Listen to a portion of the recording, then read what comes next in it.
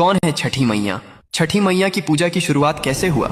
जब सृष्टि की शुरुआत हुई तब ब्रह्मा जी ने अपने कमंडल से जल उंडेला और सृष्टि का निर्माण प्रारंभ किया, लेकिन सृष्टि अधूरी थी। पुरुषों के बिना स्त्री शक्ति का अभाव था। ब्रह्मा जी ने स्वयं को दो भागों में विभाजित कर लिया, एक पुरुष भाग जो सृष्टि का आधार बना और दूसरा स्त्री भाग जो प्रकृति देवी के रूप में प्रकट हुई।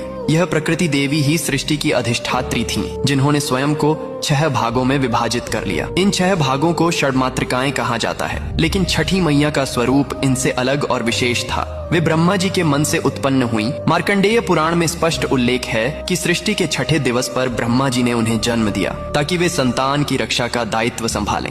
ब्रह्मा जी के मन से उत्पन्न हुई, इसलिए मानस पुत्री कहलाती हैं। ब्रह्म वैवर्त पुराण में बताया गया है, जहाँ छठी मैया को सूर्य देव की बहन बताया गया है। सूर्य देव ने अपनी बहनों की रक्षा के लिए छठी मैया को विशेष शक्ति प्रदान की। कथा के अनुसार जब सूर्य देव अपने रथ पर सवार होकर आकाश में विचरण कर रहे थे तो राक्षसों ने देवलोक के बच्चों को नुकसान पहुंचाना शुरू कर दिया। सूर्य देव ने अपनी छोटी बहन षष्ठी देवी को बुलाया और कहा, हे बहन, तुम्हें संतान की रक्षा का भार संभालना होगा। मेरी किरणों से शक्ति लो और पिशाचों का संहार करो। छठी मैया ने तपस्या की। वे सूर्य की किरणों के नीचे खड़ी रहीं, जल अभिषेक किया और ठेकुआ गुड़ गेहूं का प्रसाद चढ़ाया।